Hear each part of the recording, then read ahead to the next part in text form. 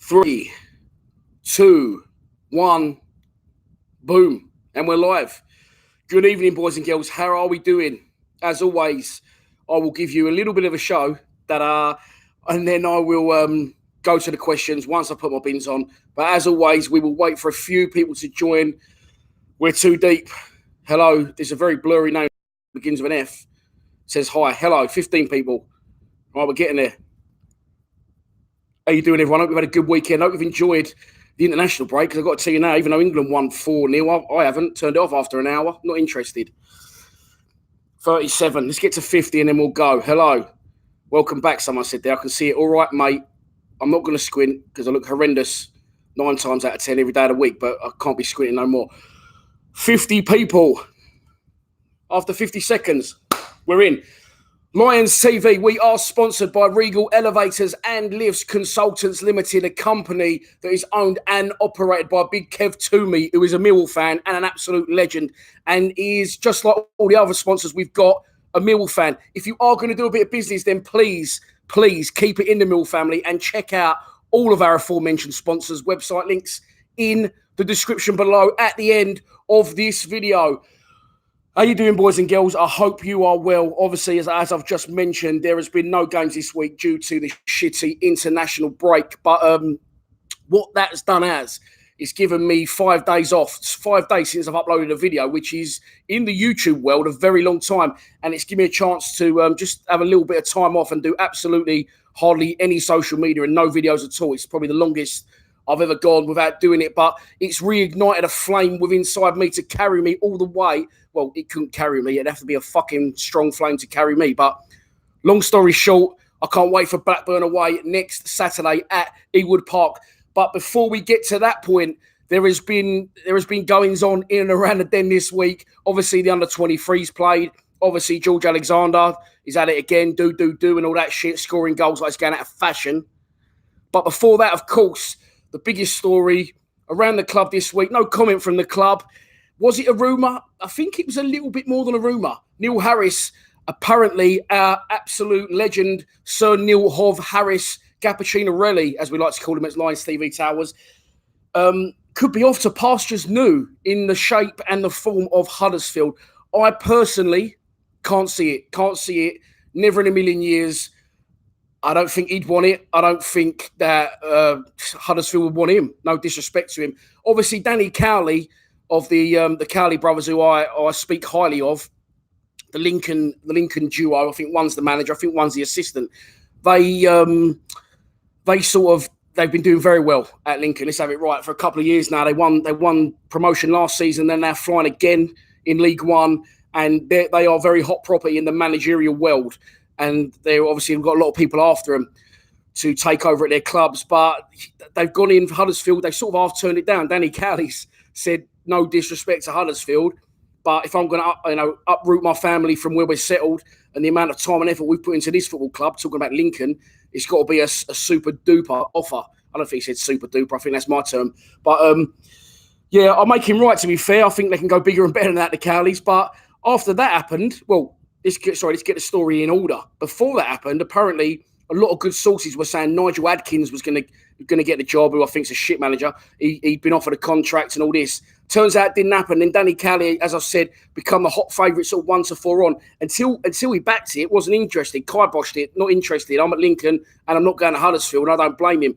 Huddersfield had, as Danny Cowley said, that Huddersfield had a sort of peak. They did very well to get to where they got to, but now they're on the decline. I've tipped them to go back-to-back relegations, and I don't think they'll be getting anywhere near the bright lights and the peak of the Premier League anytime soon again in their history. So I think Cowley was right to turn it down. But once Cowley did turn it down, and also, so I'm just looking because I haven't asked if you can hear and see me fine. I think you can. We've got to deal with it if you haven't, because it's too late now. I'm 4.5 minutes in talking bollocks. But yeah, Neil Harris has come from absolutely nowhere, okay, to be the odds-on favourite. And when I say odds-on, he was 4 to 6 on at William Hill. He was 5 to 4 on at Paddy Power. I feel like the geezer who died now, God rest his soul, John McCrick, is it? 5 to 4 on the nose and all that shit. But long and short of it is, Neil Harris was the favourite out of nowhere. And John Kelly said something on Twitter, and I always refer to John Kelly's Twitter feed. Works for one of the local papers, I think the South London Press. Don't quote me on that. That's a disclaimer. But he's got dealings with the club. Sorry, that's someone tweeting. He's got dealings with the club, and he said what he said was interesting. He said, I don't think it will happen, but every time a new manager's job comes up in the Championship, I always check, and Neil Harris has never been mentioned. For Neil Harris to go from not even being on the board of contenders to 4-6 favourite overnight, something has definitely happened. Now, I'm not saying they've approached Neil Harris directly. I'm not saying they've approached the club, and I'm not saying there was talks ever took place. I'm not saying any of that. But the bookies know their game. The bookies have had a lot of dough out of me down the years. It cost me a marriage. So, listen, there is these bookies on every high street corner, and the reason you're seeing more and more bookies every single day of the week is because they know their game. They know their gig. And if they're putting Neil Harris in from nothing overnight, not on the ball, to 4-6 favourite, there's got to be some weight behind that. There has to be some sort of weight behind that. But he's since been on the drift. I tried to check it tonight because I genuinely don't bet anymore.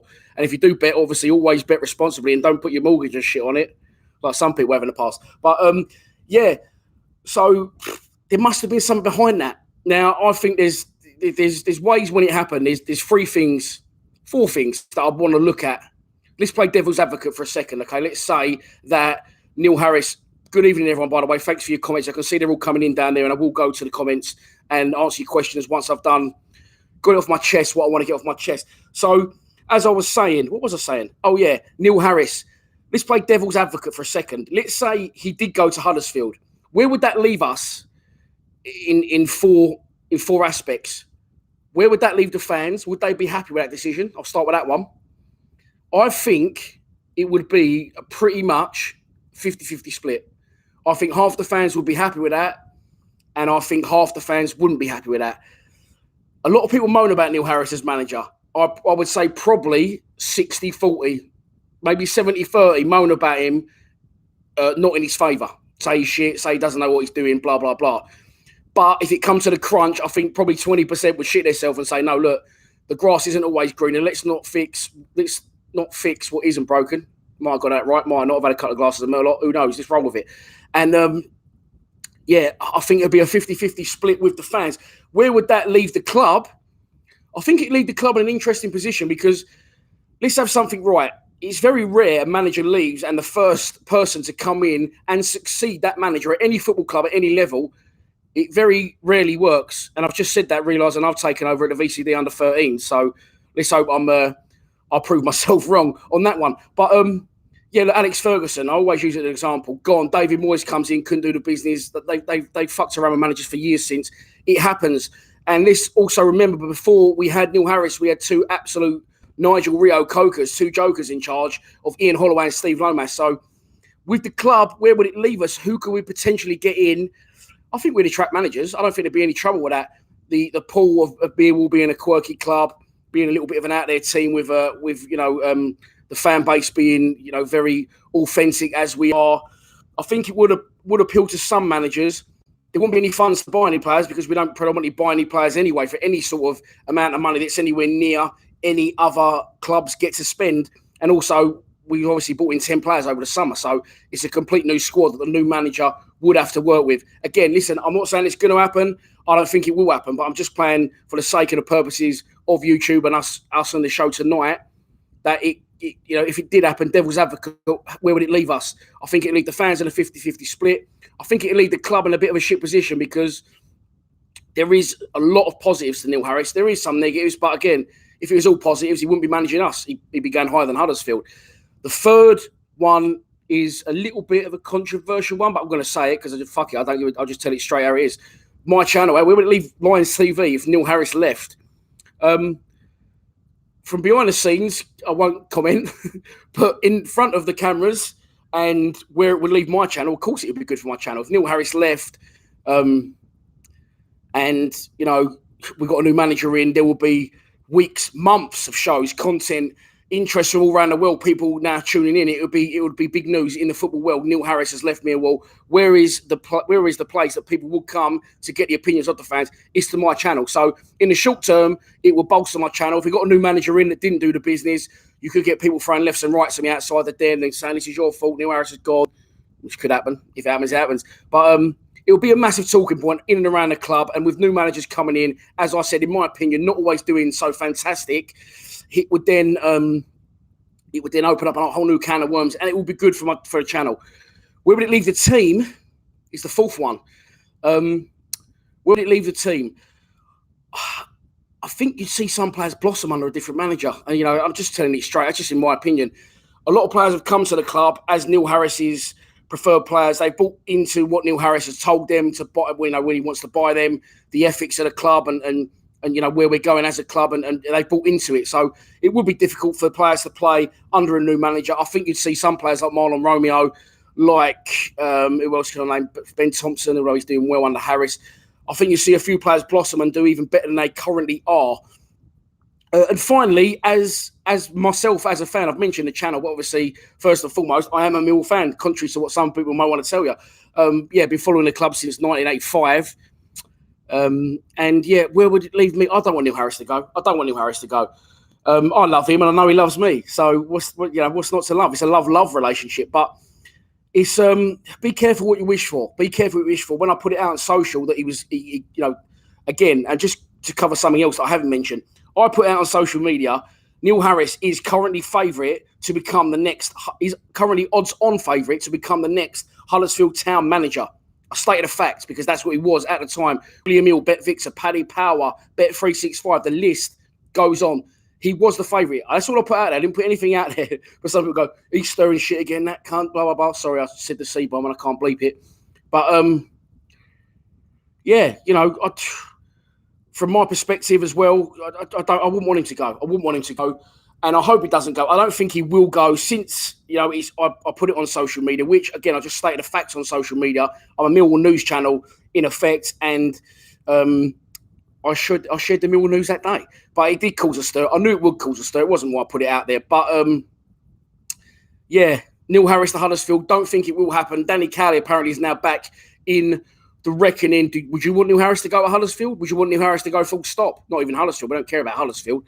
But, Bobby, sorry, I'm watching the comments come up, and I can't really read them because I've got my glasses on, but the longest surname in the world, Bobby Tabby, so good the name is twice.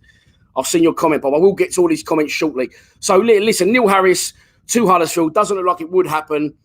I think something must have happened for him to go overnight book his favourite from not being on the board into favourites. I think something must have happened. I don't know whether talks took place or an inquiry was made, but as far as I'm concerned, the bookies know their gig, as I've said. And I can't see, why he'd want to go there. No ties to the clubs. A lot of people saying money talks, and of course it does. Again, you don't know what's going on behind the scenes. He may feel he's achieved all he can at the club. He might be wanting more funds from our club, and they're not giving it to him. So, who knows? But it was news, and I thought I'd cover it. Put your comments there about Neil Harris. When I say there, I mean in the comments, but they're on my right-hand side as we're looking at it. So, put your comments. Do you think it is bollocks? Did you think it was true? If it was true, would you want him out, Harris? Would you want him in? And think about this. Don't say, I want the fucker out. Really think about this. If he went tomorrow, we'd be in the shit. Make absolutely no mistake about it. We'd have to rebuild. We'd have to reassess everything under a new manager. And as I said, it takes time. It doesn't always work first time. So have a think about it. Put your comments in there. And then when I go to the comments, I'll read some good ones out. Moving on to the under-23s. The development team have played 4 games, and George Alexander has scored 4 goals. The first game of the season, I've got it written down here, but I don't think I need to go to it because I know first game of the season I was there. It was at the Den. They drew 1-1 against Burnley. George Alexander, great poacher's finish. Second game of the season, I watched the whole stream live. They played away to Leeds. They lost 3-2. George Alexander was phenomenal. He didn't give the ball away once. Did not give the ball away once.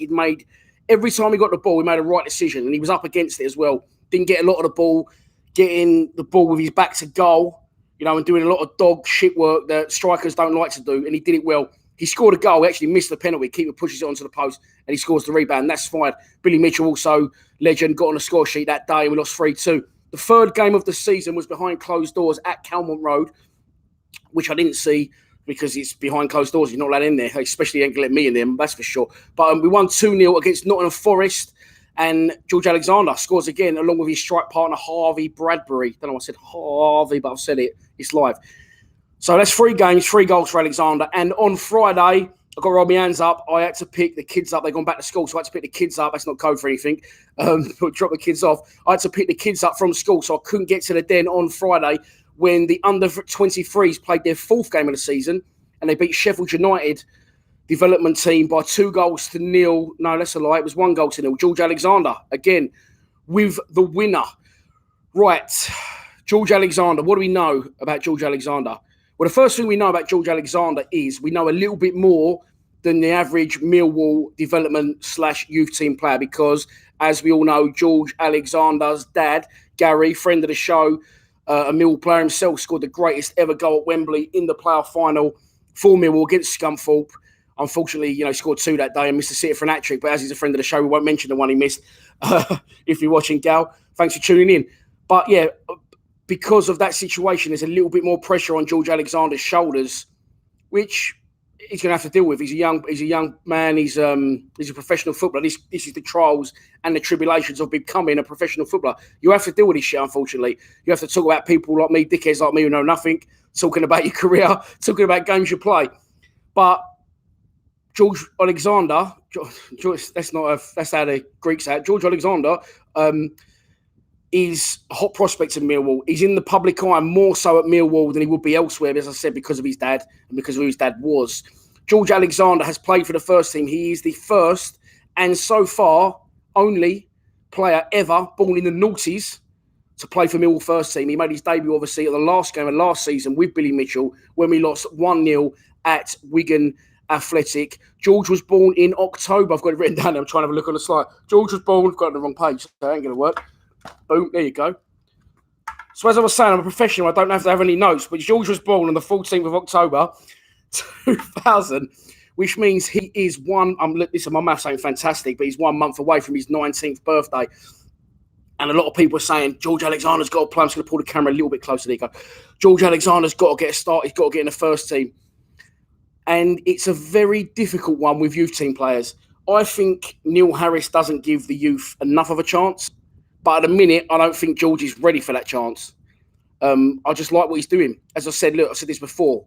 The under-23s, which, by the way, for the Harris haters out there, or the people who don't think Harris is the man for the job, Neil Harris brought the under-23s back. Let's remember that. Kenny Jackett got rid of the academy, and then the 2 clowns that ensued just learned how to pull rabbits out of hats and juggle balls. But when we got a proper manager back, under Neil Harris, Harris now is, okay, may not give him the chance that I think they should always get, but we're in the right place again. We've got good youth coming through.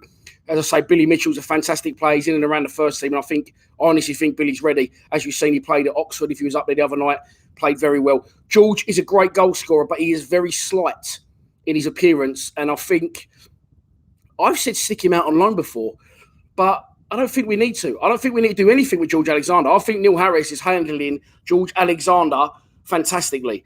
If you look at the teams we played, right, Burnley, Leeds, Nottingham Forest, Sheffield United, 2 Premier League clubs, two should be Premier League clubs. Let's have it right. Forest, European champions back in for the old timers of my age in the 80s. And Leeds, obviously, let's have it right. They're going to do very well this year. I think he's in exactly the right place, George Alexander. I think he's got his dad there, knows the Millwall way, who will be mates, obviously, with Neil Harris. And I think we are handling George Alexander in exactly the right way. The shame thing is for us that we went out the Carabao 2 Bob Cup. That's the only thing I would like to see Billy play more. And I probably would have given George a run in that at some point. Obviously, as we all know as well, I haven't covered this because I can't be bothered, but we would have got West Ham in the next round. People saying it's a fix. People saying hot balls getting put in the microwave. Who knows? But we're out of it. Let's not worry about it. But George Alexander, as I said, it would have been nice to see him playing the Carabao Cup maybe, but we're out of it. So for now, survival is our priority. Survival absolutely has to be our priority. And we've got 4 strikers at the club. We've got 4 strikers at the club, by the way, but for the first time in a couple of seasons, 1 season, 2, maybe 2, are actually scoring goals. John Daddy Bavardson scored for Iceland, by the way, yesterday. He scored 2 goals, and I thought we looked very good when he come on when we drew. Who did we draw against the other day? We drew 0-0 against Hull.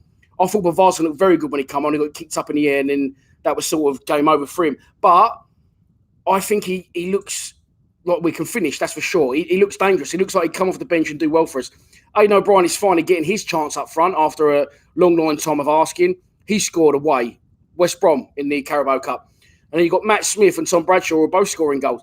So George Alexander isn't going to get his chance in and around that first team unless for injury, unless someone gets injured.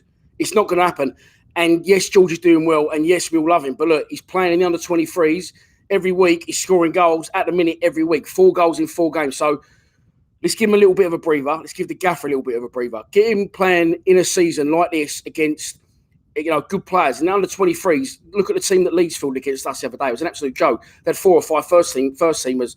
Jack Clark, Alioski, to name a few. The other guy they got from Wolves, I think. I can't remember what his name was. But for me, I know he's an exciting prospect, and I know we all like to get ahead of our station, me especially. But George Alexander is in exactly the right place in our club, in and around our club, scoring goals. And someone just, hang on. James Chester, well gay. Wow, it's just absolute shot of cannon. But anyway, what was I talking about? George Alexander. George Alexander, let's not get ahead of ourselves. He's doing well. He's in the right place, and he's scoring goals. Sticking him out on loan, as I said we should, I think it could be a wrong move for him now. He's playing a good standard there. And I'd like to see him continue in the under-23s. I checked the fixtures earlier. The next fixture for the under-23s is, you can see me looking at my pad, can't you? It is, they seem to have a little bit of a breakdown themselves. We are away to Colchester on Monday, the 23rd. So I will do my absolute best to get up there. And yeah, that's about it really from me. I just said there's been no games this week. We are away at Blackburn next Saturday. I will be there. I hope to see you all there. I'm not ending the show here, by the way. Don't panic. Or maybe you want it to end. I don't know. But let's go to the aforementioned questions. When I put my glasses on, it's probably going to say, someone's going to probably say, this whole thing's been on mute for 21 minutes, you fucking idiot. I'm going to see the thing you said. No, we're in. Okay. Billy Symes, my boy, how was your holiday, mate? Look good. Enjoyed the snaps. Hope you and the family are well. Billy Symes, I'm going to tell you this now because I know you're watching. You look like, and I don't mean this offensively, I mean it in a positive way, mate, believe me, because I'm your biggest fan. You look like a young Gazza. Have you ever been told that? You look like Paul Gascoigne of the Spurs era. You really look like him, but it's a good thing. But he agrees with me, by the way. I was just talking to Billy there. He says, leave George Alexander where he is. Let's go back to the very beginning of the comments. There's a lot there that are being held for my approval, which means you've abused me or you've abused someone. But I like to throw him in. And Rob Jacob says, welcome back, Dan. Thank you, mate. Thanks very much. It's I feel good against that. I feel ready for it. I don't know what's wrong with me last week. I was having a little bit of a downer, wasn't I? So no one really cares. No one wants to see it. But there you go. Come on, you Lions. Someone says, sounds like you're over the cold. Leave that one there. Adam Simpson. Neil Ardley for Millwall. There'll be a lot of opinions on who we should have as Millwall manager.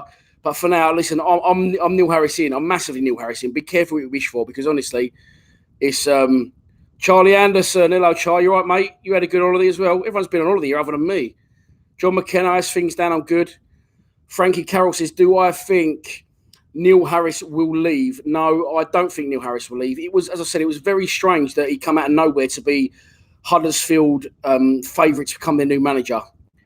MFC Ash says, definitely a rumour. Joe Maguire, they've held your comment for my approval because you just simply said Huddersfield's a shithole. And I like that. I respect that. It's nothing to do with football. Let's think about the living conditions. First and foremost, Huddersfield is a shithole. So well done, Joe. I've allowed your comment to come in. John McKenna, again, I did mention this. Harris will not be going anywhere. He just spent a bunch of money on new players. A bunch of money, man. Fucking hell. Someone just called me a brass. Lovely. Super duper. Yeah, I know. Sorry, Bill. Oh, someone's abused Ryan Leonard there. I did go into this on my post-match analysis about Ryan Leonard. I don't want to be held accountable for people abusing Ryan Leonard. He does try his hardest. So he's not very good. And it's not his fault he's getting picked for this team. MFC Ash says, Huddersfield and Stoke are sinking ships. This is the thing, mate, as well. You're right, and they are. And this is what we need to be very careful of, because I'm the worst for it. I say, fucking hell, we need to spend more money. In the summer, Neil Harris said we will more than likely break our transfer record at least once in this summer transfer window. And we didn't do that. Now, I'm not blaming Neil Harris for that. I'm not even blaming the club for that, because the club could have reined him in. But, come on, elbows are right. I've had them on my table for too long. Anyway, that's my problem, not yours. What was he talking about? Yeah, Huddersfield and Stoke sinking ships. We need to be very careful. You can put Hull in that bracket. You can put Middlesbrough in that bracket. These teams that get promoted on a not on a whim or on a bit of luck, but they get promoted, they have a good season, and then they spend fucking big, and then when they come down, they're absolutely banging the shit. They're in dire straits, and they have to sort of, they're in, now they could go back-to-back relegations, they're in fucking, what's it called, administration, all that bollocks. So I agree, and this is why we need to lay off the gaffer to an extent with who he's spending on, because we don't know his purse strings. JB, the big man John Berylson, is pulling the purse strings. If JB wants to happily step aside, I'm pretty sure you've only got to look on, what's it called? What's the one where all the rich list, wherever it is? I'm pretty sure Husky Chocolate are there in the waiting with pockets filled with gold and chocolate buttons. But, yeah, we need to be careful. We don't want to go up and go boom. I think we're doing things very, very slowly, very softly, and I think we're doing things the right way. I know, should I say I know for a fact? Maybe I shouldn't say that. There's a rumour that I didn't start that the club are getting geared up. They're getting the ground geared up, ready for Premier League football. Okay, there's a rumour, which I didn't start, again, disclaimer, that if we want to go up a division, if we want to go up into the Premier League, we need better facilities for stupid things you would never think of, like the press room. They're going to apparently extend the kitchen stand out a bit. So I heard in a rumour that wasn't started by me. But there's a lot of work to be done, and we have to do things slowly and softly, and it can be frustrating at times. It can be frustrating. But we've got to live with it and do things the right way. And I do believe that we are doing things the right way, for one, and for two, the club are gearing up for Premiership football. I mean, they've put some things out about filling the corners in between, you know, the kitchen and the cold blow and the Kitchener and the Dockers. But, it's, you know, be careful, again, what you wish for and how quickly you want to do things. Because as MFC Ash correctly says, Huddersfield and Stoke are sinking ships. Lee Gregory, well, he don't care because he's close to where he wants to be, and he's probably on about 10 bags more a week than he was at Millwall. So good luck to you, Gregors. You absolute 10 out of 10. But, oh, no, I've clicked something I shouldn't have clicked again. I did this before. Oh, I've zoomed out again. There you go. Sorry. Roaring Lion says, did you see the Malumbi clip on Twitter? No, I didn't see that, mate. I'm sorry. What was it about? Was it about him crunching people? Jason Malumbi is a very good player from what I've seen, and I am crying out for him to start in central midfield. Ryan Leonard, obviously, I've mentioned, I don't rate. Let's move on. Sean Williams has been a fantastic servant for the club. He's a great footballer, and not only is he a good player on the pitch, this is what a lot of people miss. I feel the youngsters could learn a lot from a decent player who technically is very good and has a good attitude. So him being in around the club is great, and I've always backed Sean Williams, and I still back Sean Williams. But I would like to see now maybe Malumbi coming in, and so we've got Williams there as sort of just to be in around the squad. Obviously, they're both, I'm going to say the wrong thing here, they're both Irish. They're both Republic of Irish. Yes, I am right. Sorry if I didn't want to offend anyone, Irish, Northern Irish era or otherwise. But yeah, okay, so I've worked out how to do something there. Sorry, I'm just squeezing in my thing. Danny Ravel says, looking good, sound and lighting. Cheers, mate. I've got this massive light burning in my face, which you can't see, but it's good. It's good lighting. And I've also got a fan blowing on me here. Shall I show you the fan? Because the light's fucking hot, but quality of content is what we're after. It's what we need on Lions TV. And I'm the first one to be my biggest critic. What's O'Brien? How am I saying your name, mate? Kimran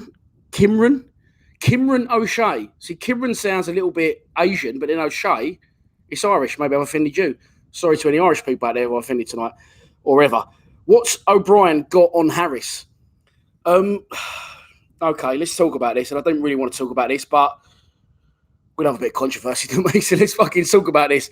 Aidan O'Brien. Kimran O'Shea. I don't know what the dopey, like, long, gormless pause is before I say your name. Kimran O'Shea says, what's O'Brien got on Harris?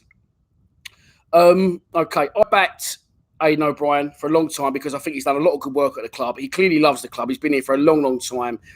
And what has he got on Harris? I think he's done enough good work to warrant his chance of playing up front because that's where he plays. That's where he wants to play. As I've said time and again, and I'm maybe going over old ground, I may be boring people, but he has scored 15 goals a season from left midfield when he's not left-footed and he's not a left midfielder 2 seasons in a row. And then we got promoted to the Championship and he bought Tom Elliott. So I think AOB's within his rights. I'll also say this about AOB. I like AOB. Sometimes his club has got a lot to be desired on Instagram, but that's another story. You probably remember, like, I'll wear 1885 Club constantly. Get that plug in. But I don't think Aidan O'Brien is a fantastic footballer. Really don't. He's got good feet, but he's nowhere near quick enough. He's nowhere near strong enough. But what Aidan O'Brien will do, he'll walk off the pitch and he'll score a goal. So that's why I think, he's been given his chance. Having said that, having looked at what we've got now, what are we? 9 games in, 7 league games, I think. Of the 4 strikers, Aidan O'Brien is at the bottom of the pecking order for me, unfortunately. Again, he shows his versatility where against Middlesbrough he had to play right midfield, and he did. He works hard. He does work hard. But what's he got on Harris? I think this is Aidan O'Brien's pivotal moment in his career. This is Aidan O'Brien's make or break. And I'm worried it could be break for Aidan, which is a shame because, as I said, he loves the club. And I just like having him around the club. He does a lot of good work as well. That you always, if someone's here, you shouldn't play this card, but if someone's here in hospital or there's something going on, Aidan O'Brien's the first one there, mate. You can't say he isn't. You can see by his Instagram and his Twitter that he genuinely cares for the club. He's always the first one to say, for example, the other day, Danny McNamara, who's out on loan at Newport, does well, 4 clean sheets in a row, something like that, gets called up for the under-21 Republic of Ireland squad, along with Jason Malumbi.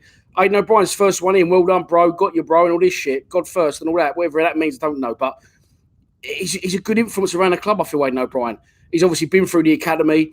And a lot goes on behind the scenes that we don't see, but we need to be a little bit mindful of, if anything, that a lot goes on that we don't see. And I think, again, Aidan O'Brien at the club 10 years, came through the academy. I think he can be a big influence on the club and the young players at the club. And obviously, as I've said, all the good work he does in and around the community of the club. But striker-wise, I'm sorry, Aidan, at the minute, of the 4 strikers we got, if I had to get rid of one of them, well, you can put Tom Elliott in that bracket, can't you? But I'm not even going to...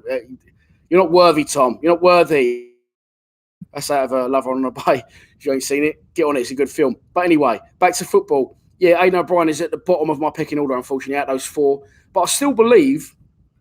I don't think you're ever going to see Aidan O'Brien come off the pitch and you're going to go, fucking hell, Aidan was unbelievable today. You're only ever going to say, Aidan scored again today. He does know where the onion is, and that is why his initials are AOB. It's Aidan Onion Bag, and he does exactly what he says on the tin. John McKenna says, Tuttle to take over from Harris. He's able to get in the dressing room. No Harris. Harris's wall. Ross Monaghan wants him to stay. Frankie Carroll says Jacket to come in if Harris goes. Kenny Jacket. And Millwall FC, the Den, always says the same thing. Says, I'm doing a great job. Thanks, I'll get that in. Lions TV, great. You're the best. He didn't say you're the best, but I'm going to add that bit on because I want to. This is my show and I'll do what I want. But Kenny Jacket, happy Neil Harris is going.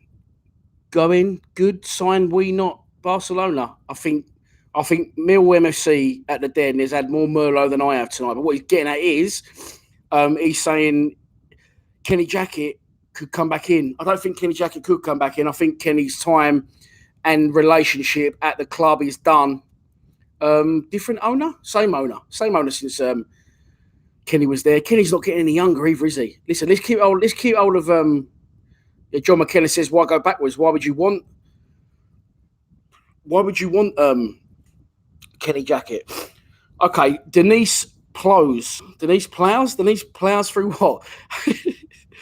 This is why I shouldn't go live, because I get a little bit rude. Harris has done an amazing job. People need to give him some credit.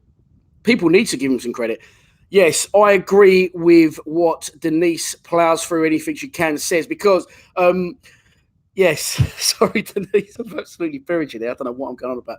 But yeah, anyway, what we're talking about here? Fucking West God. Sorry, 209 people not a good time to lose your head and laugh at your own jokes. I've been doing that a lot today. I've been quite down the last week, but today I've been making myself laugh, which I realise is a complete wanky thing to say, but I don't care. That's what I do. Harris is doing an amazing job, Denise. You are right, because, again, I've said this before and I say it again. You go to watch Millwall and you walk away. Me and Mini-Me walked away from Hull, and he never wants to go to bed, the kid. He tries to stay up late. I end up going to bed, leaving him playing his PlayStation. Parent of the year, I know. We got back from Hull and he went, Dad, I'm knackered. I need to lay down, because it's like all the pent up. With Hull, it was nearly there, and it built up. We didn't quite get it over the line. It was a little bit of an anticlimax, and then you're like, oh, fucking hell, I need to lay down after that. It's not over-inspiring watching a Neil Harris Millwall team play. Let's have it right. It's not. It's not you pay your money to go to these arenas, to these stadiums, to see entertainment. And you do get entertained, whether it's frustration, anger, sometimes excitement, sometimes joy. But you've never walked out of there ever, I don't think, under Neil Harris's reign. Very few times, probably with the exception of some FA Cup games, which is strange, and gone, fucking hell, they played well today. They played fucking well today, didn't they? Didn't they do well? We do well by getting results over the line, but it's not attractive football. So if you look at Neil Harris as a whole, I do understand why people get fucked off and frustrated and don't want to go to the games. But if you look at Neil Harris's stats, they're fucking amazing. He's one of the best managers we've ever had. Okay, I'm going to go off the top of my head here. Remember, I've only been going a year. First season, back in League One, not easy. Got to the playoff final, fell short at the final hurdle. It's not easy to rejuvenate a side that's been relegated and go back as a manager in your first full season to do that. Again, then the second season we went back, we got promoted, and then the first season back in the Championship, we finished 8th.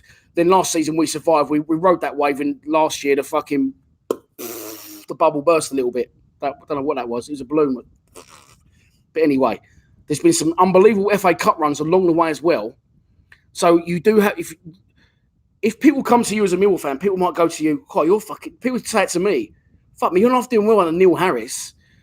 And I would say yes, but some people go, it's fucking awful to watch, which it is at times. But if you look at the facts of what Denise plows through anyone she likes is saying, I'm going to get in trouble here.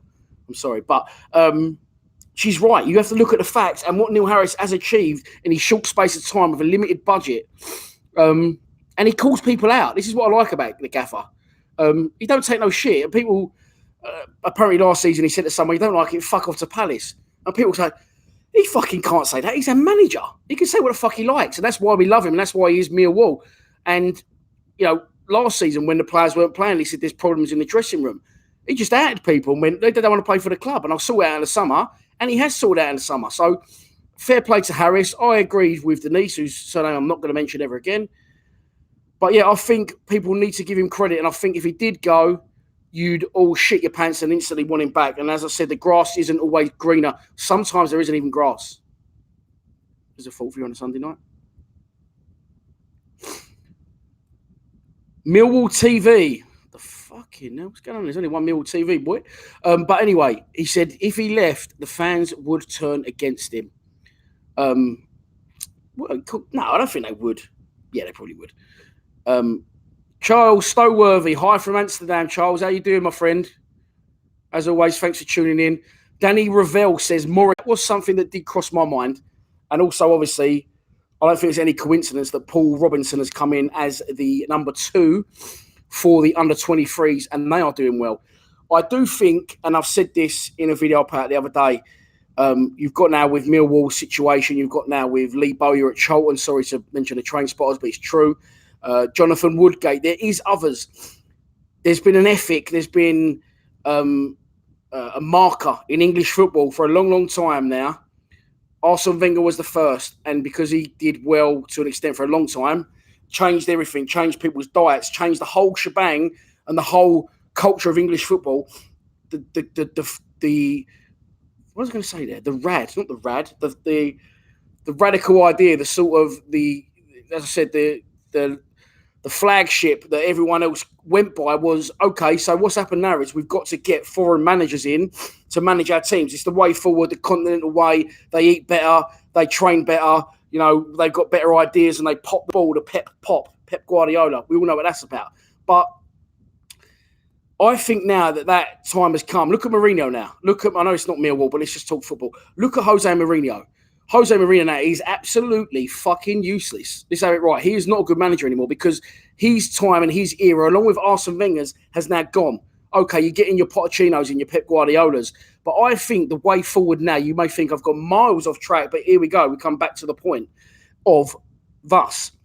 I think Millwall have cracked it. I think Charlton have cracked it. I think Middlesbrough, they are shit, but they possibly could have cracked it. They're on the right lines of getting players that played for your club, new young managers that know what's expected at the clubs, know what ethics are expected at the football club, what the fan base is about, what the teams and the club's core is all about. I think that's the way forward now. And with, obviously, the rumour of Neil Harris potentially leaving, I'll get back to what I was going on about, Robert Lyons saying, and Danny Revell, both saying Steve Morrison for manager. I think it could be the way to go with clubs. And when I heard the rumour of Neil Harris, that was the first thing that I did think of, that it could possibly be Neil Harris out and another ex-player in. Listen, the formula works for our football club. We know it does. Morrison went to Shrewsbury on loan. They then made that loan permanent. It become in my head, I thought, fuck me, Morrison's gone straight out there and started grassing people up for eating Big Macs. You know what I'm talking about. You know what I'm talking about. But I'm not going to say any more than that. But, yeah, I thought when I saw Steve Morrison's move from Millwall to Shrewsbury became a permanent one instead of a loan, that he could have a little managerial way in at Shrewsbury. But I don't know. I think you'll see Steve Morrison come back in time, and hopefully we'll produce like a little production line of like Lemmings, like Neil Harris, Steve Morrison, Paul Robinson.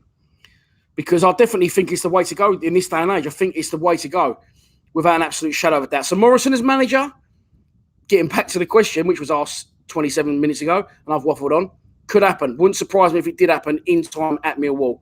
I expect Steve Morrison to come back in some capacity. Let's put it that way. Anna Kiriakou. Anna, the bearded lady. How you doing, mate? You all right? You said you'd be gutted if Harris left, but would really soften the blow if he took Leonard with him.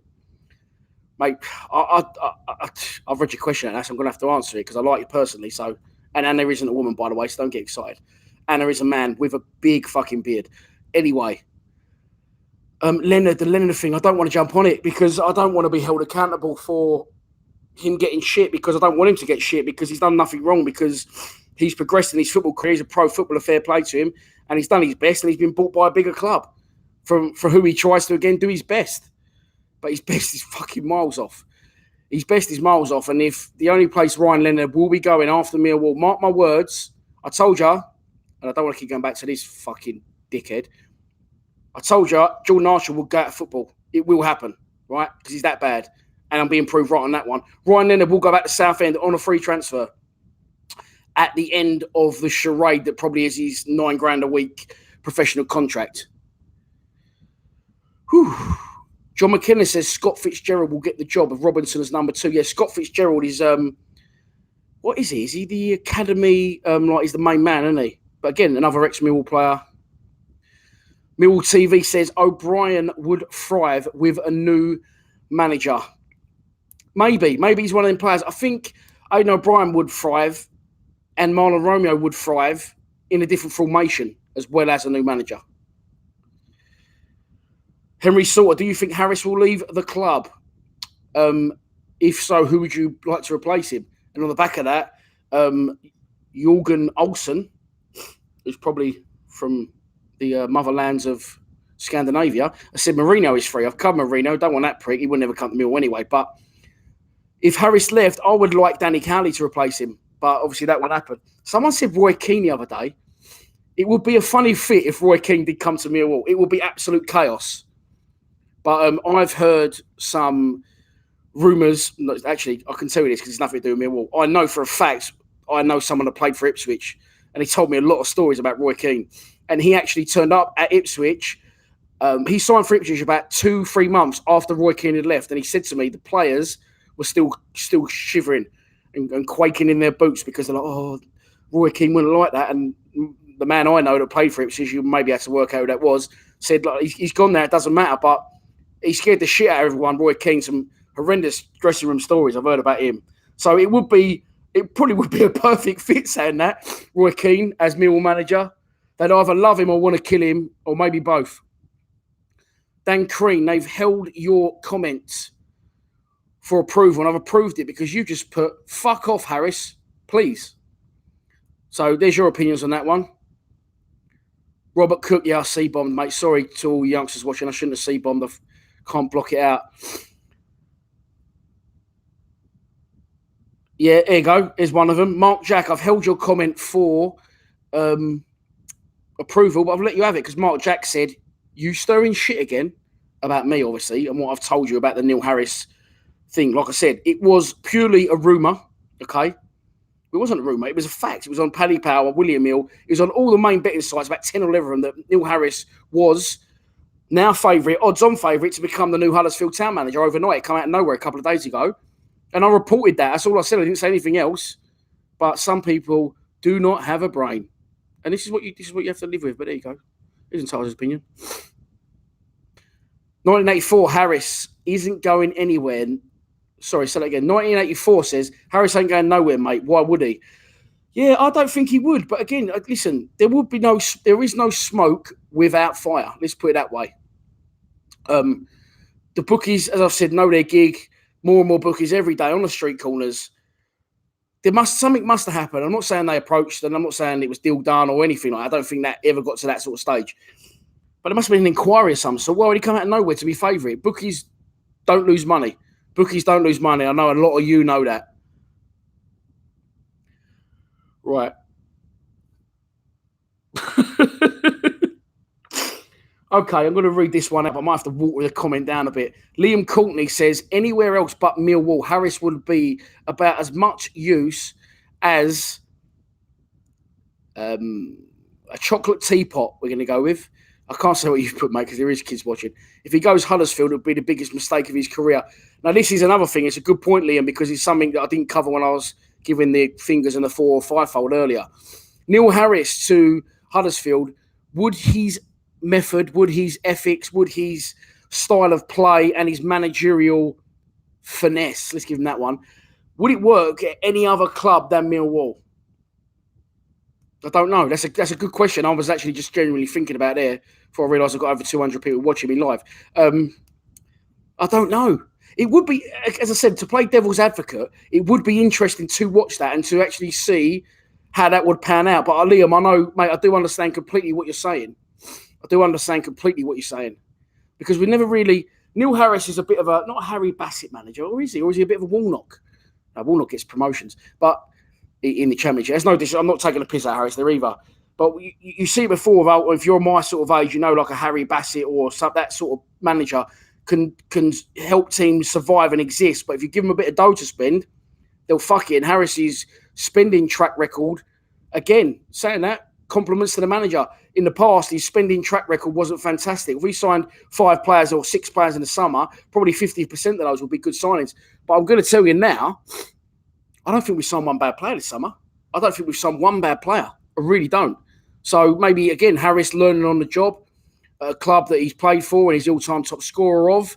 Maybe that's why he gets that pass at our club because, you know, who would we get in other than that? Who would we pay to do the job other than that? It's a tough one to know.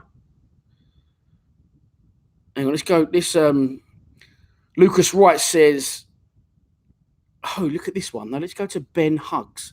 Ben Huggs has just said to me, stop putting on a voice, you fat brass. What I'll say to you, Ben, is thanks for wasting your Sunday and tuning in, pal. All the best. Lucas Wright says, do you think Cowley would be good at Millwall? Yes, I think he would be good at Millwall. It would be difficult to get it right first time, as I've said.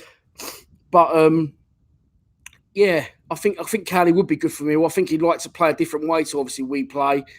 And I think he'd need time to get it right. But, yeah, I think he'd be good. Yeah, Ethan Hughes is saying that Danny Cowley is now favourite. Paul McGlone says Harris in. Rob Jacob says, we need stability after the change over the summer. Harris needs to stay at least for this season. And again, this is where I'll back the manager. So sometimes I'll back the manager, sometimes I won't. You won't ever agree with someone, everything they say. Even if you're married, you'll know exactly what I'm talking about.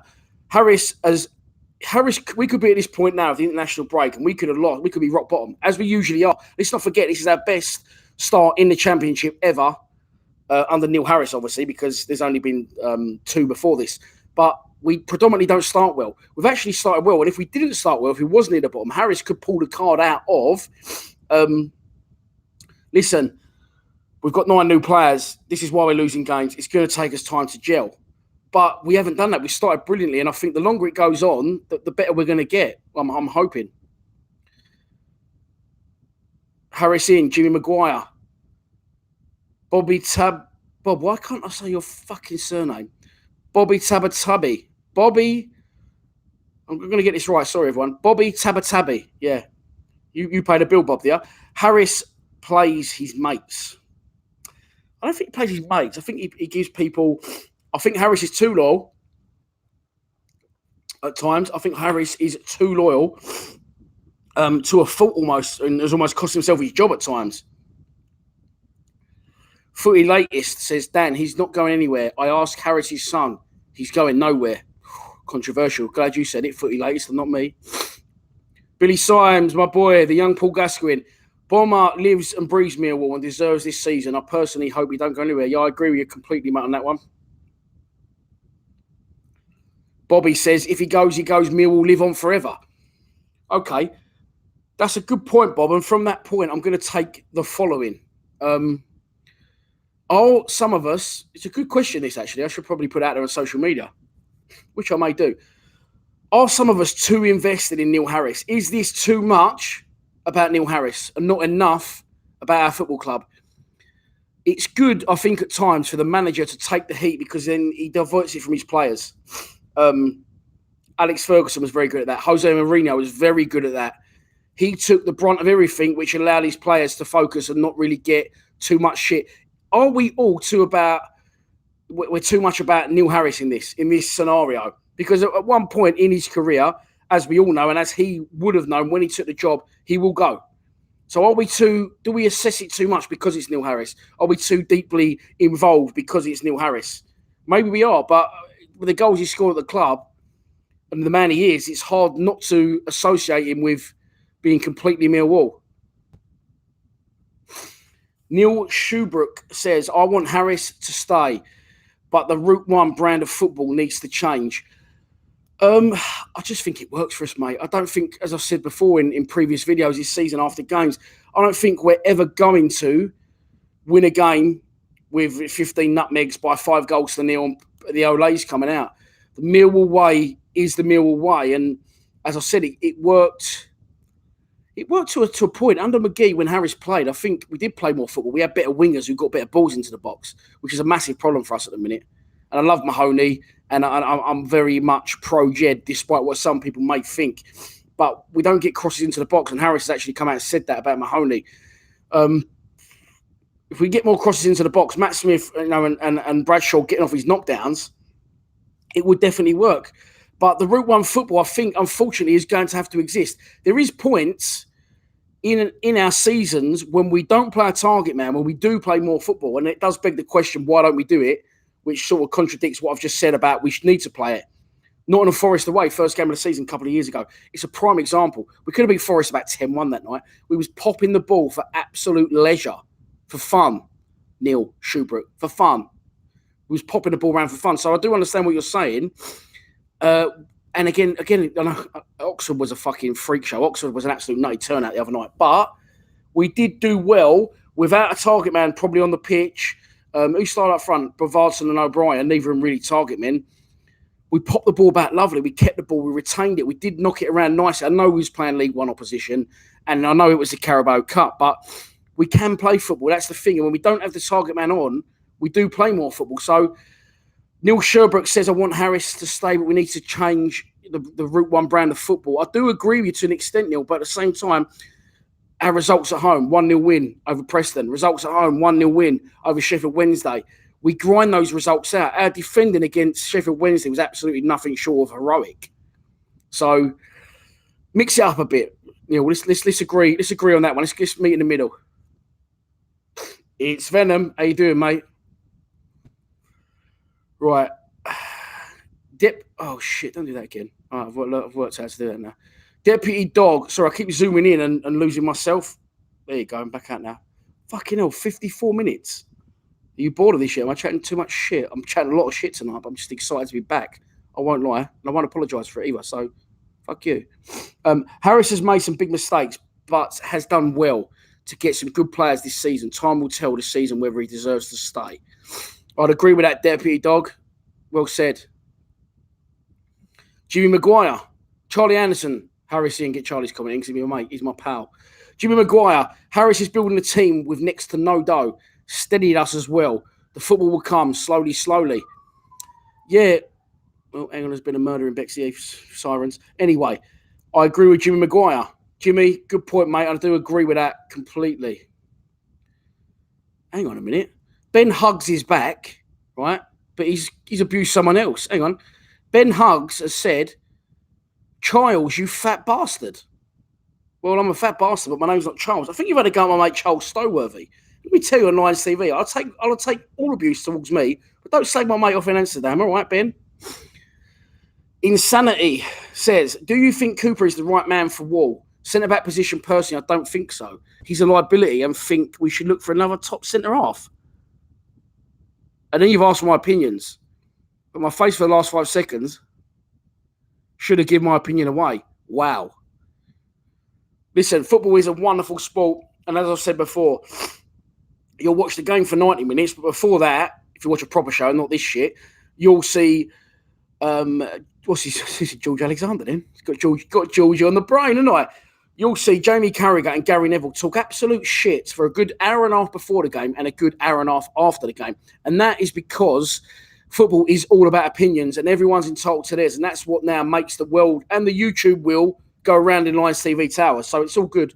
As I said, opinions on football, call me a fat nonce. It doesn't matter to me. It's all good. It's all water off a nonce's back. But, wow, insanity, mate. I think insanity is in your name, yeah, insanity. To say Jake Cooper is not the right man and not a centre-back, where do you think he should play? Up front? Might not do bad. I think Jake Cooper has been one of our best players over the last 3 or 4 years. Again, not given a chance at Reading by Yap Stam, who again, another people who slag Harris. Look at Yap Stam, not interested in youth. Chris Houghton, I'm hearing, not interested in youth if he was to come into Millwall. Not that I'm saying he is. And that isn't a rumour that wasn't started by anyone, including myself or Lions TV. Disclaimer. Jake Cooper, I'm sorry. Wow. Jake Cooper's a liability. Jake Cooper has been one of our best players over the last 2 or 3 seasons. He's gone from being a young centre-half at Reading who couldn't get a sniff, worth 400,000, to actually, as this goes to press live at 9:26 on a Sunday night, he's our biggest asset. Are you crackers? Fucking hell, man. But listen, it's your opinion. Fair play to you.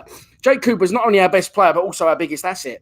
And I think because he's got that good, people are taking him a little bit for granted. Not only is he a defender, he scores goals. And I can guarantee you he's born in Ascot and he was 6'7". Well, he is 6'7". He's not was. He hasn't got shorter.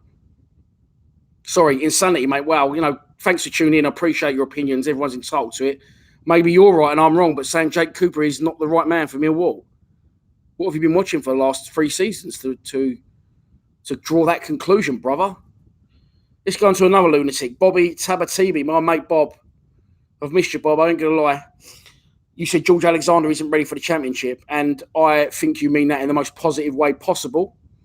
And I would agree with you. And I think George Alexander knows he's ready for the championship. And I would think that the club know that and that his dad knows that, but he's absolutely in the best place. Sorry, that's that bit done. There's a lot of talk. There's a word that's been used a lot tonight, and I'll say it because I haven't said it yet. Because the youngsters probably won't even know what it means. They probably think it's a kind of metal, which it is, boys and girls. Don't know about O'Brien here, mate. Very dodgy. Runs like a brass. How many brasses have run from you, mate? That's all I want to know. Why are they running from you? Wow. My God. Let's go. Jimmy Maguire. Well, Why is it like there's been about 7 comments that have used the word brass, and of course, kids, ask your science teacher is a form of metal. That's all it is. It's nothing else. But why tonight is everyone and all different people? It's like word of the day on Lions TV. Worrying. Okay, further down the comments, Jimmy Maguire. Okay, he's talking sense. We're lucky to have Cooper, mate.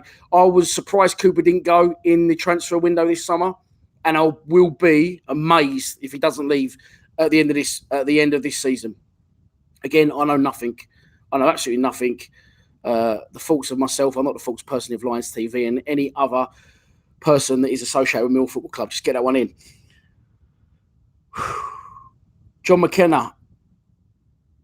Bod's goal was an own goal for Iceland, I thought. No, he scored. I saw it earlier. It was a bit of a tap-in. They was playing someone absolute fucking pathetic. Wow, we've been going for an hour. I feel like I could go for another 3 hours here. I'm actually buzzing my tits off tonight. I'm not going to lie to you all. Ross Monaghan. They have hell job comment for review.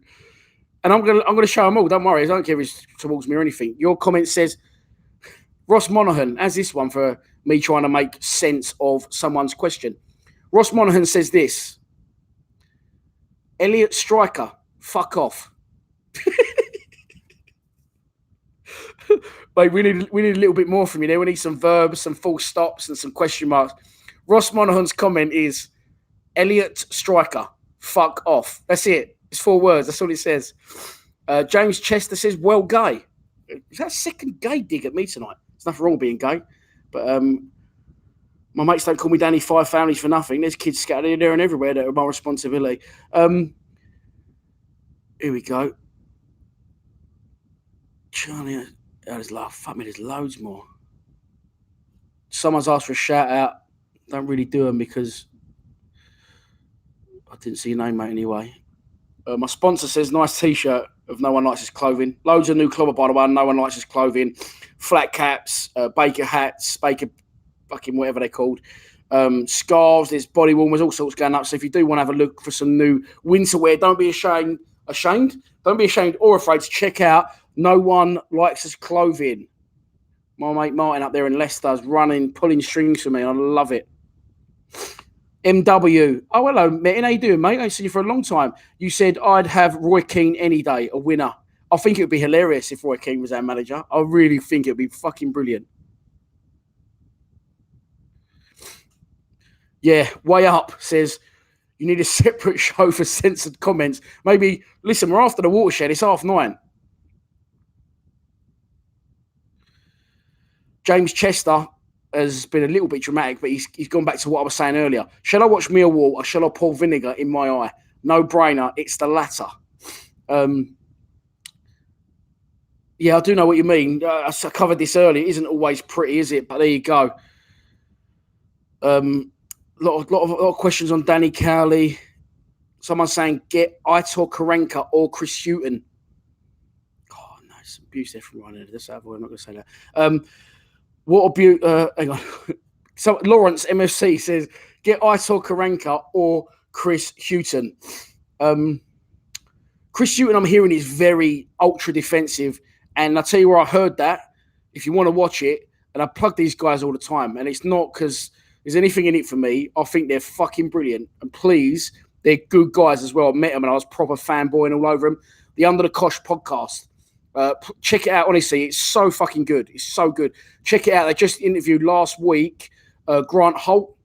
It's basically like a podcast where you sit there and do a full interview, and it's really good. Really good boys. The 2 brownies and the big dog, the beast, John Harkin. Check it out on YouTube, Under the Kosh with no E. I think I got that right. They interviewed Grant Holt and he said Chris Hughton's super defensive, which, to be fair, might suit us. But, oh, wow. So I'm watching something else now. But, yeah, on that show, they interviewed Grant Holt, and Grant Holt said Chris Hughton was ultra defensive. What is going on? Please, I'm going to make a new rule here for tonight only. 2 things. Whoever just said I should do a separate show for withheld comments, I actually might do that because it will be funny and just do it and then edit it properly.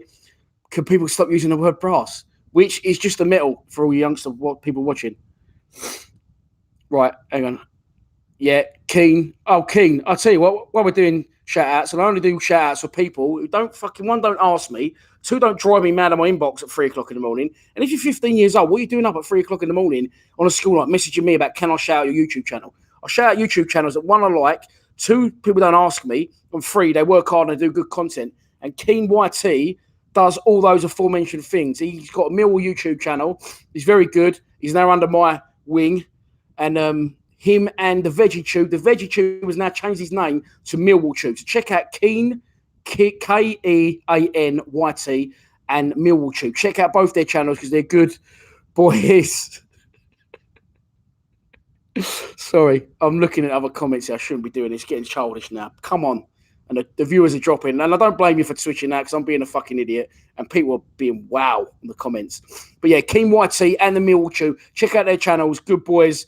I might even put, I'll tell you what I'll do. After this video, I'll put their channels in the description below. Get on them. Good boys. Never ask me for a thing. Just do good content. David Powell also says that we're lucky to have Jake Cooper. Paul McGlone says, book tickets for me and the old man for the birthday for the home games against Leeds. Travelling from Ireland. Nice one, Paul. Hope you enjoy it, mate. It will be a good day. Millwall Tube, you're welcome. I need to call you something else there, mate. Just a little one to Keen and to Ahmed, who's Millwall Tube. Boys, I didn't do many videos last week, but I will be doing the pre-match score prediction. So send them to me. You've got my phone number. So send them over to me Wednesday, boys, if you can. And they'll definitely go out this Thursday. So I don't think they went out last week, but I didn't end up doing the video. Ronnie. Come on, Ronnie. Nick Narder says, we can see your zits. Well, look, I'm nearly 40. I've got wrinkles. I'm receding. I've always been fat since the day I was born, but I've always had good skin. So don't make stuff up about zits because it's... Ben, oh my God, it's getting out of hand here. Right, I might actually wrap it there because some of the comments, wow. But, no, let's go back to some sensible comments. Daniel Ewing says, we'll finish 10th this year. If Harris stays, give him a new contract and see what happens for the next 2 or 3 years. He's done well, but building this team with no dough. Yeah, you meant no dough. Yeah, I'll get that. I'd agree. I'd agree with that. It's conflicting opinions on Neil Harris. Boys and girls, listen, I called for Neil Harris's head once. I didn't really call for his head. And as I said, the position I'm in, I'm not getting the big the position I'm in. If I say it, there's no comebacks from me. I can only say it once. The one and only time I probably wanted Neil Harris to consider leaving the club was when we were 17th in League One and we just lost 2-1 away at Walsall on a fucking soaking wet, freezing cold, disgusting day in Birmingham. And he turned it round. We don't need to be calling for Neil Harris's head whilst we're in the position we're in. FA Cup quarter-final last season, survived in the Championship last season, promotion, another FA Cup quarter-final. While we're in the Championship and we're existing, we don't need to be calling for anybody's head other than maybe mine. Keen, well done, mate. I'm going on to your comment now. Sorry, I didn't see it before. I'd love to see McCarthy come in at right back and push Romeo on. What do you think? Yes. I like Marlon. I've said this a million times. I like Marlon. I like the way he comes forward. I think he's very exciting. I think he works well with Jed. At home, I do think Marlon, unfortunately, was accountable for a lot of goals last season. We conceded a lot of goals from out wide, and a lot of them last season come from our right-hand side. McCarthy, from what I've seen of him, is a better player. He's more lively. He's as attacking as Marlon is, but I think defensively and his distribution is very good, McCarthy. And he follows me on Instagram. So thanks for tuning in, Jason. I hope you're enjoying the shit that goes on in my life day in, day out. Probably my kids just drive me mad. But yes, I think McCarthy is probably the better player, although I need to see a little bit more of him. Played very well in the game at West Brom, played very well at the game at Oxford, gets on the overlap. Very similar to Marlon, as I've said, but better distribution and better defensively. But since McCarthy's been breathing down his neck, have you noticed Marlon Romeo improve? I think Marlon Romeo's done very well last 3 or 4 games. And, you know, competition is healthy. It's good to have that. So, yeah, Keen, I do see what you're saying. He is pushing him now, but, you know, pushing him more. I'd like to see him start in the Championship, honestly. See what he's got. Gigantic Gamer says, keep Romeo every day of the week. Billy Ledwich says, what atmosphere best describes Millwall fans? If we're on it, we're on it. It's absolute bedlam. Going back to over the last couple of years, I know we fucking went out to Brighton, mate, but when I know Brighton knocked that second goal, when I nearly passed out, it was just absolute fucking carnage. It was brilliant, but if you don't always watch Millwall, you're going to come for a game, do what the last guy's doing with his dad from Ireland, try and come to a bigger game, because you could go to Hull at home and it couldn't be that fantastic, if I'm honest, the atmosphere. Having said that, as I said this in a video earlier in the season, we seem to have upped it 10%, not only the team, not only the gaffer, but the fans at the ground. But Preston, first game of the season, decent crowd as expected. Second game, not as many people. Now, we've had 2 home games, 2 wins. Third game, even less people against Hull. I'm not sure whether it was the clientele we was playing or the weather wasn't that brilliant, but I found that disappointing a bit. I'd like to, I know it's expensive and I know everyone can't afford it. Believe me, I know it's expensive more than anyone, because this, contrary to what people think, I have to pay for all my tickets, and I paid 540 quid for my season ticket, and Mini-Me's went from 23 quid to 195 pounds. Now he's gone over the age of 12. So trust me, I know how expensive it is. By the time the little fucker wants a bag of sweets and a drink, and you bought a program and had 9 pints of Peroni, it soon adds up. But yeah, third game of the season against Hull on the back of 2 home wins and no goals conceded, was a little bit disappointed with Hull against the crowd against Hull. I'm not going to lie. Right, we are an hour and 10 minutes in. We had 200 odd people watching. Now we've got 168. Shall I stop talking bollocks now, or shall we continue and do the full 90 minutes? A lot of people calling me a brass here. A lot of people. Okay, it's some good questions. Billy Ledwich says, Dan, can you please tell James Chester to fuck off? Well, I just did it, but it's not really a shout out, is it? Continue, John Robertson. Just for you, John, I'm going to do it. Billy MFC 22 says, if we didn't have Connor Mahoney and Jed Wallace, who would we have there? I think is what you mean. Well, I don't want being busy and talking to you like I'm a fucking school teacher. I don't know exactly what you mean. You made a mistake typing, and for that I apologise for getting on your case. But who would we have there? It's a good question. If we didn't have Jed there, we could have sold him for about £8 million to Middlesbrough. Listen, 8 days pulls me up all the time on this, and I think maybe he's right. Maybe I'm being too critical. Wingers will have in and out days. They will drift in and out of games. That is sort of second nature to a winger. I think also West Brom away in the league, Connor Mahoney, Ben Thompson, Jed Wallace wasn't really in the game, but I don't think that was their fault, because we predominantly have to do a lot of defending. And that's exactly what we did that day. So, they probably love to get the ball at their feet and run, take players on and stick balls in the box. But if they're in their own half defending, and Matt Smith with his giant head and shoulders is up the other end, it's difficult for him. MFC Ash says AOB and Uric, and did a face like this. So he was genuinely an emoji. So that was a genuine question in the emoji world. If I know how to read emojis, AOB and Yuri Skalak, no. Yuri Skalak I think he's just doomed at Millwall. I just don't think it's ever going to happen for him. Oh my God. Come on, boys. I don't want to silence you because it's all good banter, but there is young kids watching. Can't be talking about that. Liam Courtney says, Skalak, give Skalak a chance. Haggis says, Haggis UK, Murray Wallace has played really well for us, but doesn't get much credit. Do you rate him much? I love Murray Wallace and I always praise him. I think Murray Wallace has been getting a fair share of praise that he's entitled to lately. He's very unorthodox. He's very unorthodox as a defender. And obviously, as we know from last season's FA Cup antics, he does like to get up and score a few goals. But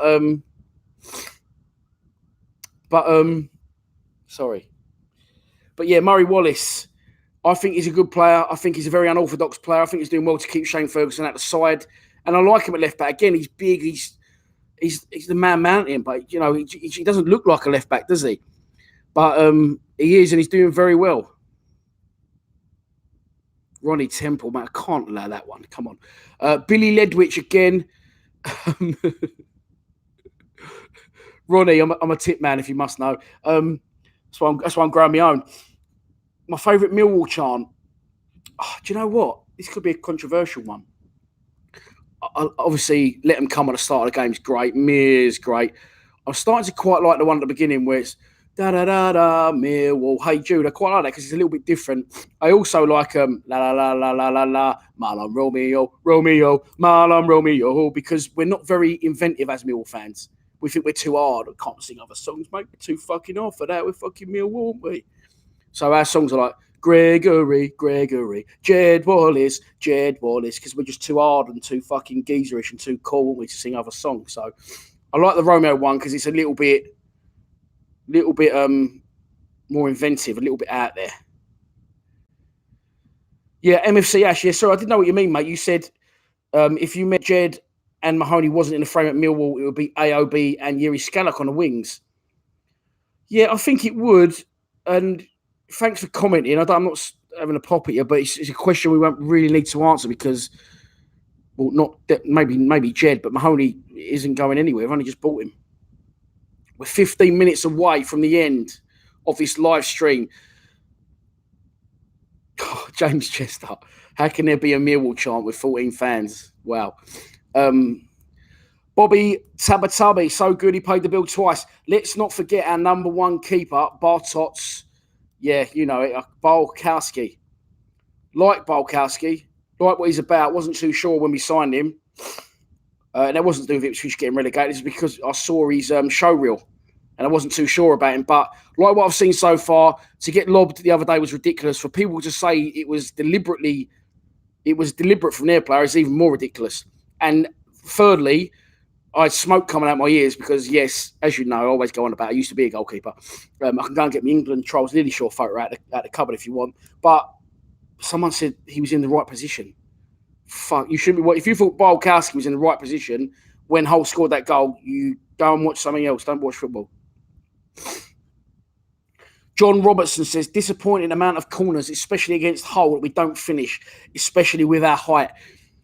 I'd agree, John. I think there's a lot of onus. Is it onus? A lot of pressure put on our corners. I don't think the word's onus. I'm gonna look it up. A lot of focus. Let's say that put on our corners because we rely heavily on set pieces to score goals. But I do see what you're saying. I love the Sean Williams floater because he floats it up and it's not even football. It's not even tactics. It's, what is it, maths? As it comes out the air, if you float one up and as it drops out of the sky, Jake Cooper is the tallest player on the pitch. It's gravity, isn't it? I don't know what it is. Who knows? But it's going to fall to a 6'7" player before it's going to drop to a 5'11" player. So that's why I like them floaters. We do hang them up. Jake Cooper hasn't scored this season, by the way, which I've just noticed.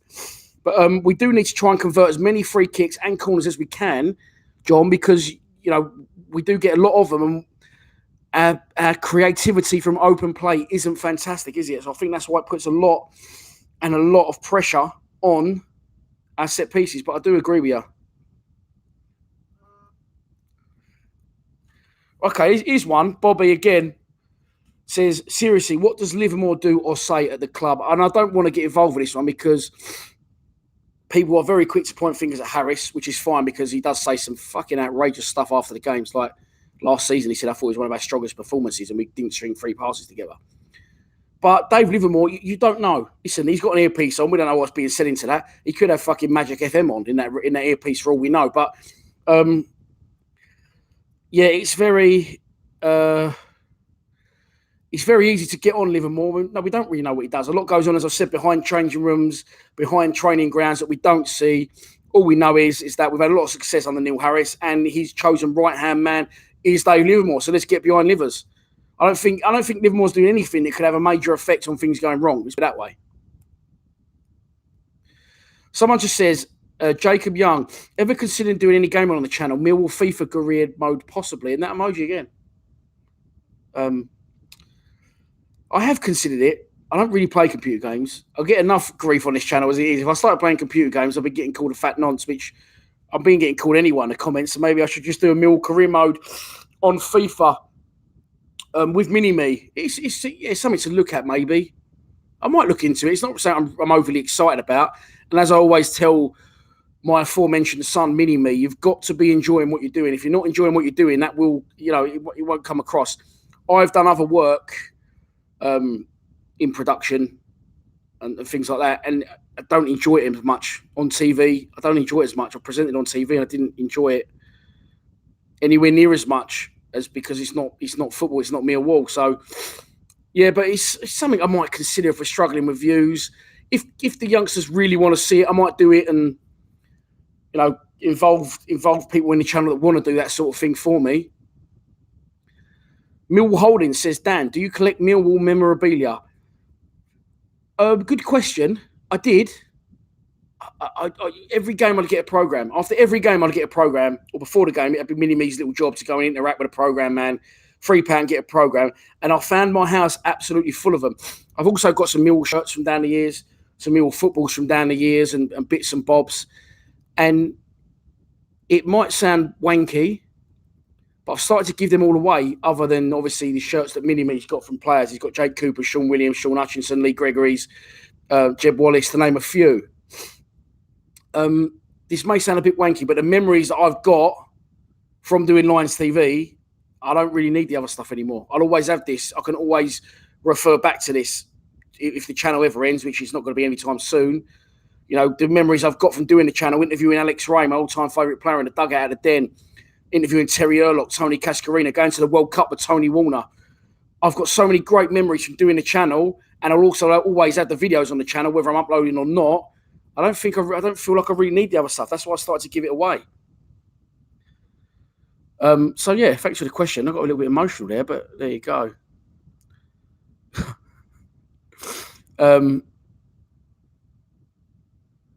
People saying Thomas O'Flaherty, winger out. Thomas O'Flaherty, you are a character that intrigues me. We talk about you quite often, mate, on the Lions TV WhatsApp group chat, because we love your comments and we know you're not a Millwall fan. You're a Manchester United fan living in Ireland. Is that right? But yeah, no, we always enjoy your comments, mate. Thanks for tuning in as always. Kyle says, have I ever been to the training ground in Downham? Yeah, I've been there, but I've not been inside it. I've been invited in there. Definitely won't be getting invited in there. Callum says, will you do Euro 2020? Callum, yes, I will be doing Euro 2020. I believe it is. It's all over the Europe, isn't it? As a landmark year for the Euros, it's going to be all over Europe. So I think that I will be doing the Euros. I did the World Cup, obviously. One of my first ever full-time reaction was the Euros before. I was at the game when we lost to Iceland, and I am very interested in branching out and doing, big away days, big derbies abroad, as I said a million times before on the channel. But I do not have one, the money, two, the know-how. Probably I've got the know-how. I need a team. I need a production. I'm getting to the point now where what I want to do is get a production team together and go all out and proper go for it, and do other channels, do documentaries. I love doing From the Docks to the Den. I absolutely loved it. And I think, without getting too emotional and too down on everything, last week I was a little bit. I weren't feeling great about things to do with the channel, and I don't know why. But I think when I sat down to think about it in the 5 days I had off from YouTube, I think that I enjoyed doing a documentary and threw myself into the documentary so much that I don't think that the other stuff now, the pre-match predictions, the post-matches, the fan cams, I don't feel like they're living up to what I did and what I want to do. But listen, I will continue to do them. But I love doing the documentary so much that I want to get my teeth into more long-term, more in-depth stuff like that, where I can really show people what I'm all about with camera and editing. Because obviously with the fan cams and stuff like that, I'm always governed by time to get the fan cams up. That's why if something goes wrong, like sound or visual, drives me fucking mad. But I want to do more in-depth stuff. I want to get a production team behind me, and I really want to go for it. I'd love to have my own production company and do some big documentaries, etc. But yeah, maybe that's why I was feeling a little bit down about just doing the same old pre-match predictions, the same old post-match analysis. But maybe I just needed a break. We had a lot of games in August, and here I am back at it and enjoying it. We are 6 minutes away from the end of this stream. Some people are starting to get on my tits on these comments now. So I'm not going to even acknowledge it anymore.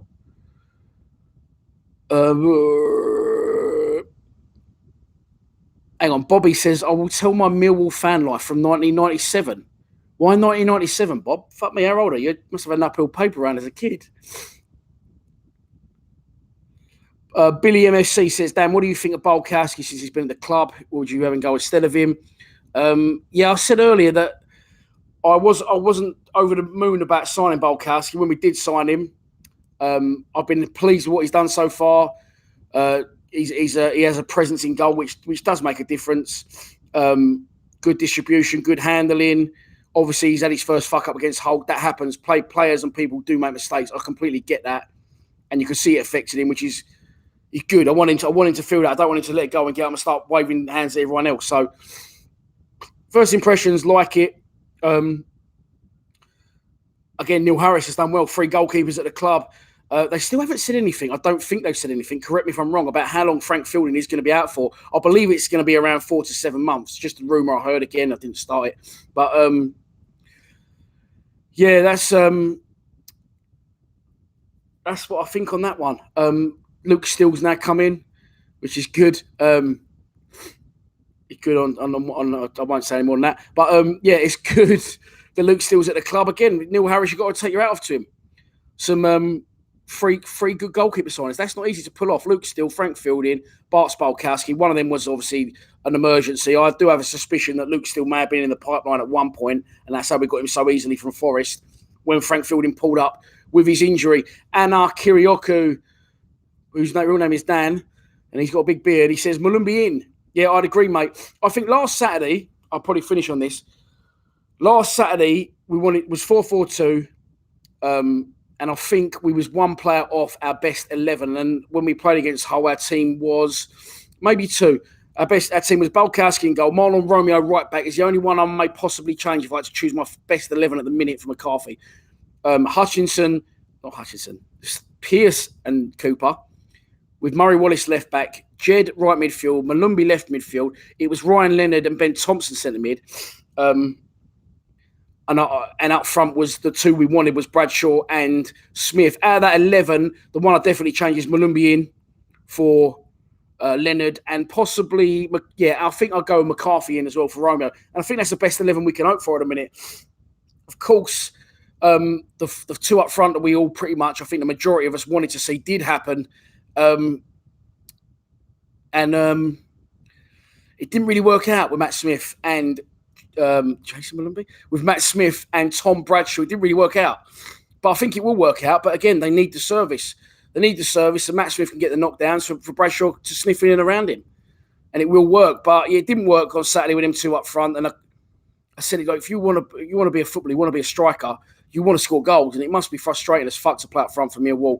We need to create more chances. We need to work harder in training to work on things that will work, because the long diags, if it doesn't work, we need to go down the wings. If the wingers can't get crosses in the box, then we are fucked. So there you go. It's the Millwall way, as always. We've got 2 minutes left. Bobby says it's all about Millwall. It's all about Leeds home and away and Luton home and away. Yeah, we've got obviously the international break. We've only got 3 games this month, but next month we've got Leeds, we've got Luton, we've got Stoke. So what would that be? October will be a very big month for the club on the channel. Anna, the bearded lady, Danny Kirioku says again, that's our best 11, but Budvarson's come off the bench.